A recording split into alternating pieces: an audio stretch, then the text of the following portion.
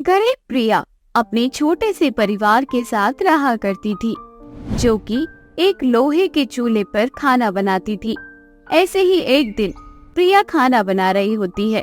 उसको लोहे के चूल्हे पर मेहनत करके खाना बनाते देख उसका पति वीरेंद्र उससे कहता है, प्रिया, तुम्हें बहुत मेहनत करनी पड़ती है इस लोहे के चूल्हे पर खाना बनाने में। ये लोहे का चूल्हा जल्दी जलता भी नहीं है। तुम्हारे हाथ दुख जाते होंगे इसे बार बार चलाने में। ऐसा कुछ नहीं है, ये लोहे का चूल्हा उस मिट्टी के चूल्हे से तो काफी अच्छा है। इसे मैं अपने हिसाब से कहीं भी उठाकर रख देती हूँ। मिट्टी का चूल्हा तो कभी भी आंगन से घर में नहीं आ सकता, और जब भी बारिश होती है तो वो चूल्हा खराब हो जाता है, और अब तो लकड़ियाँ भी नहीं मिल पाती जल्दी। तुम चाहे कितनी ही परेशान क्यों ना हो, तुम मुझसे कभी शिकायत नहीं करती।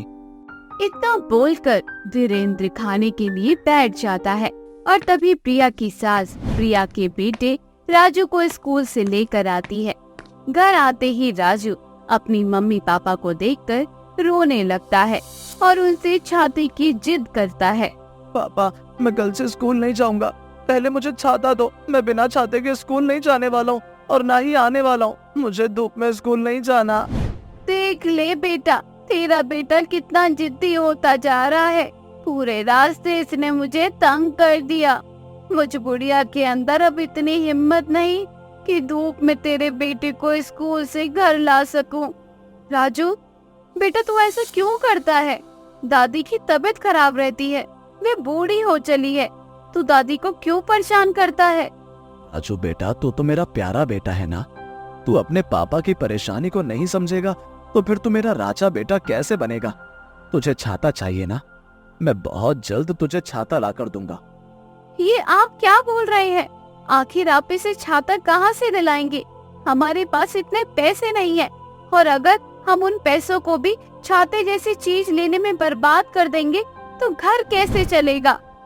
प्रिया, तुम शांत हो जाओ। राजू अभी छोटा बच्चा है और वो सही तो कह रहा है। बाहर देखो कितनी धूप है। वीरेंद्र प्रिया को समझाता है और प्रिया की नाराजगी खत्म कर देता है। अब इसी तरह से कुछ दिन बीत जाते हैं और लोहे का चूल्हा खराब हो जाता है, जिस वजह से उनके घर में एक दिन खाना नहीं बन पाता। और ना चाहते हुए भी प्रिया एक बार फिर से मिट्टी का चूल्हा बनाती है, पर मिट्टी के चूल्हे को बनने और सूखने में काफी टाइम लग जाता है। रात को थका हारा जब वीरेंद्र घर आता है तो वह देखता है कि आज उसके घर में चूल्हा नहीं जला। प्रिया, क्या घर का अनाज खत्म हो गया है? अब तक तुमने चूल्हा क्यों नहीं जलाया? बेटा, चूल्हा खराब हो गया है, इसलिए बहू ने मिट्टी का दूसरा चूल्हा बनाया है। पर तू तो जानता है ना कि मिट्टी के चूल्हे को सूखने में टाइम लगता है, और मेरी आज तबीयत ठीक नहीं है, इसलिए मैं जंगल भी नहीं जा सकती।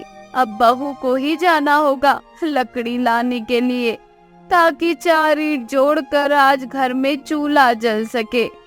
कोई बात नहीं माँ, आप आराम करो। प्रिया, तुम घर पर ही रहो। जंगल से मैं लकड़ियां ला देता हूँ।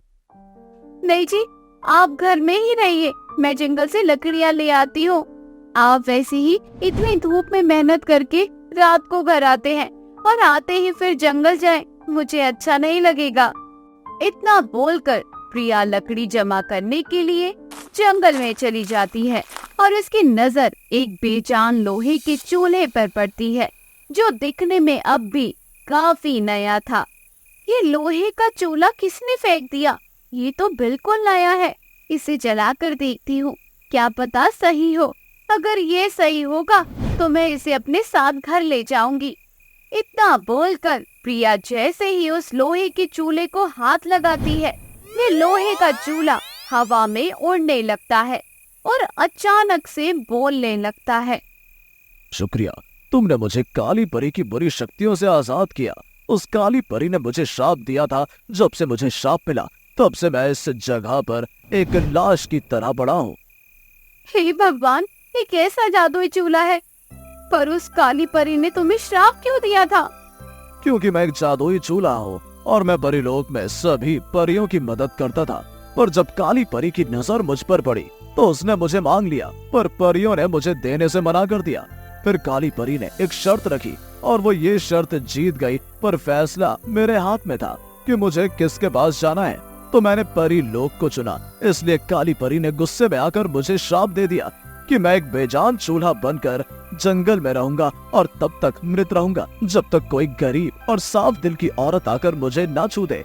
आज तुमने मुझे छुआ और मैं पहले की तरह सही हो गया। मुझे खुशी है, मेरी वजह से कोई तो आजाद हुआ। अच्छा, क्या तुम मेरा एक काम कर सकते हो? मुझे कुछ लकड़ियाँ चाहिए। आज मेरे घर में चूल्हा नहीं जला क्योंकि मेरा लोहे का चूल्हा खराब हो गया है और मिट्टी का चूल्हा अब तक पूरी तरह से सूखा नहीं है। तुमने मुझे आजाद किया है, इसलिए मैं हमेशा तुम्हारे साथ रहूंगा, क्योंकि परिलोक से मेरा वास्ता टूट गया है और पता नहीं वो वास्ता कब बनेगा। इसलिए जब तक मैं तुम्हारे साथ हूँ तुम्हें किसी भी चीज की चिंता करने की जरूरत नहीं है। क्योंकि प्रिया ने जादुई चूल्हे को काली परी के श्राप से आजाद किया था, इसलिए जादुई लोहे का चूल्हा प्रिया के साथ उसके घर जाता है। और जब प्रिया के घर वालों को उस जादुई चूल्हे के बारे में पता चलता है तो वह सब हैरानी के साथ उस जादुई चूल्हे को देखते हैं।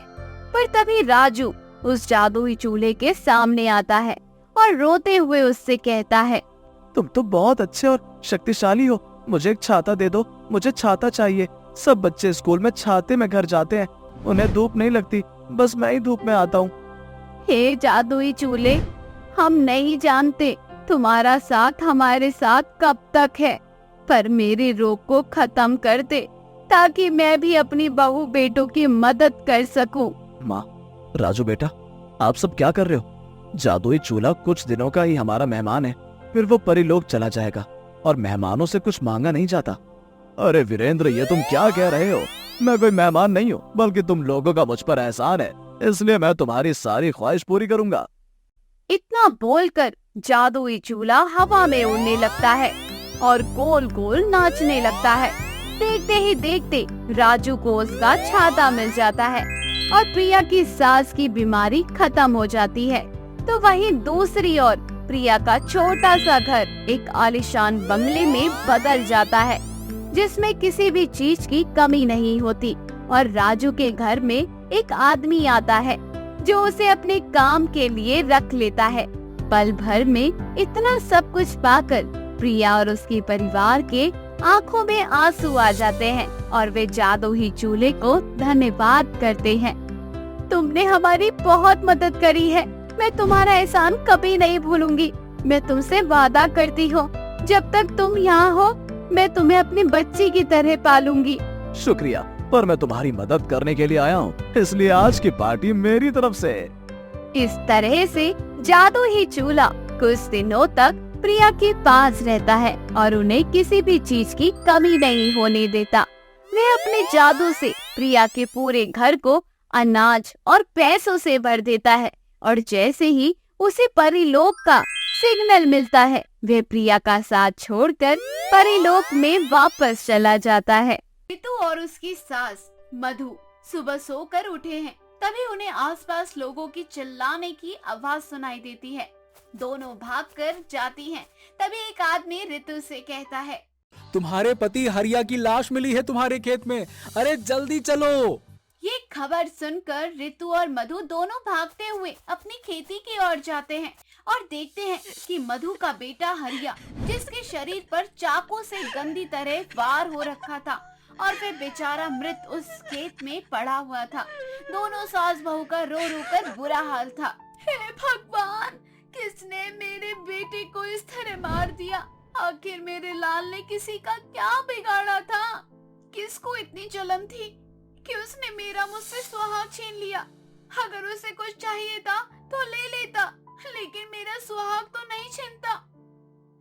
अब हम दोनों सास बहू क्या करेंगे? बेसहारा कर दिया किसी ने हमें। दरअसल हरिया किसानी करता था और पूरे गांव में सबसे अच्छी फसल हरिया के खेत में हुआ करती थी, जिस वजह से आसपास के सभी लोग हरिया से जला करते थे। ऐसे ही अब समय बीतने लगता है।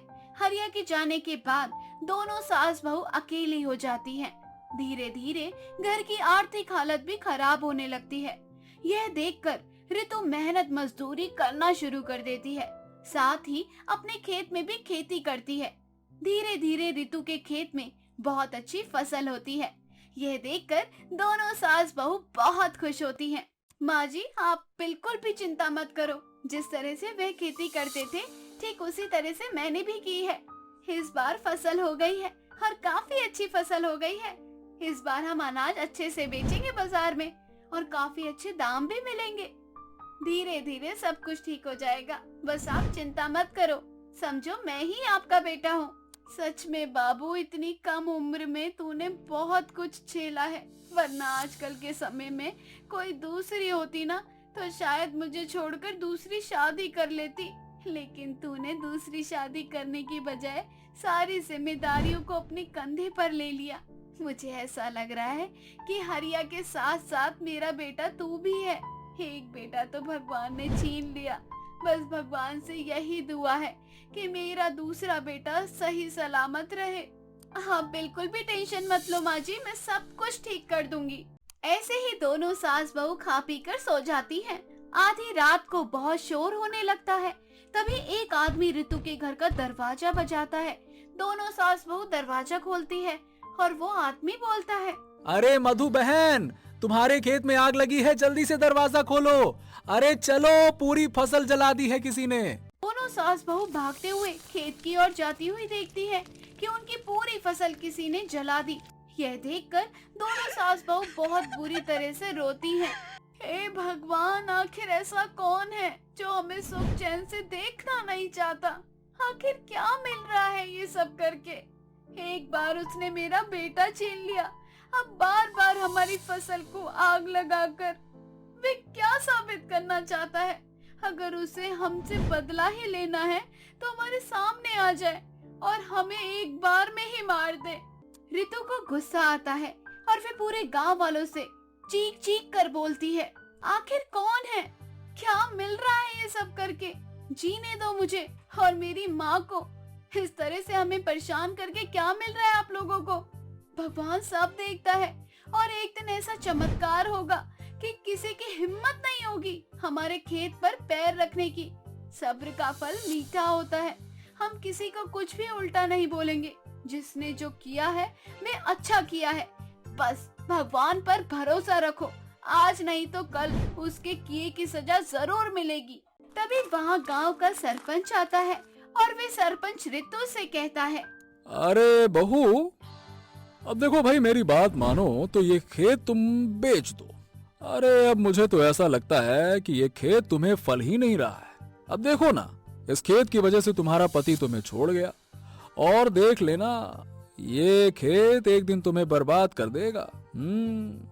आपको चिंता करने की जरूरत नहीं है काका, हमारा खेत है, हम देख लेंगे कि हमें क्या करना है और क्या नहीं। रितु बहू, जरा रुको, यहाँ पर मुझे तुमसे कुछ कहना है। मैं तुम्हें कुछ देने आई हूँ। ये लो कुछ बीज, ये लाल मिर्च के बीज हैं, इसकी खेती करो। ये भी जब तुम्हारे खेत में होने लगेंगे तब तुम्हारे घर की आर्थिक हालत बेहतर हो जाएगी। लाल मिर्च की खेती से तुम वह मुकाम हासिल करोगी अपने जीवन में जो तुम हासिल करना चाहती हो।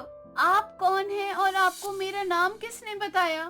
बेटा, अब ये जानने का समय नहीं है। तुम्हारा बहुत कुछ बर्बाद हो चुका है और मैं कौन हूँ ये जानने में अपना समय बेकार मत करो। बस इतना जान लो कि मैं एक फरिश्ता हूँ और मुझे भगवान ने ही यहाँ भेजा है। इस बीज को लेकर जाओ और कल अच्छे से अपने खेत में डाल देना। उसके कुछ दिनों बाद तुम्हारे खेत में लाल मिर्च की खेती होगी और ये एक जादू ही लाल मिर्च है। ये लाल मिर्च से तुम वह मुकाम हासिल करोगी जो तुम करना चाहती हो और साथ ही अब तुम्हें चिंता करने की कोई जरूरत नहीं है। ये लाल मिर्च जादू ही है। अगर किसी ने बुरी नीयत के साथ इसे नष्ट करने की कोशिश की तो उसका पूरा घर और वे खुद तुरंत वहाँ जलकर राख हो जाएंगे। साथ ही तुम इस जादुई लाल मिर्च की मदद से जो कुछ भी चाहिए तुम्हें वह तुम मांग सकती हो। बस कभी इसका गलत इस्तेमाल मत करना। रितु को वैसे विश्वास नहीं होता उस बूढ़ी औरत की बात पर, लेकिन फिर भी उस औरत का मन रखने के लिए रितु वह बीज रख लेती है और लेकर अपने घर चली जाती है। ऐसे ही अगले दिन ऋतु वह बीज को जाकर अपने खेत में डाल देती है। लगभग एक हफ्ते का समय निकल जाता है।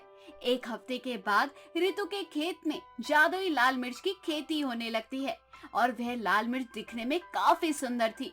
ऋतु इन लाल मिर्च को ले जाकर बाजार में बेचा करती। बाजार में लाल मिर्च की मांग धीरे धीरे बढ़ती जा रही थी। अब लाल मिर्च का व्यापार ऋतु बड़े ही अच्छे से चला रही थी। यह देखकर गांव के कुछ लोगों को जलन होने लगती है। ऐसे ही एक रात फिर से गांव में शोर होता है, किंतु ये खेत में आग लग गई। जैसे ही ऋतु और उसकी सास वहां जाते हैं तो देखते हैं कि आग ऋतु के खेत में नहीं बल्कि सरपंच के घर में लगी है। साथ ही सरपंच भी जलकर राख हो गया। ऋतु समझ जाती है उसके पति का हत्यारा और उसका फसल खराब करने के पीछे सरपंच का हाथ था। आखिर साबित हो गया ना कि बुरे कर्मों का नतीजा हमेशा बुरा होता है। मेरे पति का हत्यारा और हमारी तरक्की से चलने वाला ये सरपंच ही था और इसके किए की सजा इसको मिल गई। बस पूरे गांव वालों से इतना ही बोलना चाहूंगी कि जीवन में किसी की कामयाबी या तरक्की देखकर जलने से बेहतर है कि मेहनत करके खुद आगे बढ़ो, वरना सरपंच जैसी हरकत करने वालों का यही होता है। ऋतु अपने घर आ जाती है और अपनी जादुई लाल मिर्च की खेती करके अपने जीवन में आगे बढ़ती है।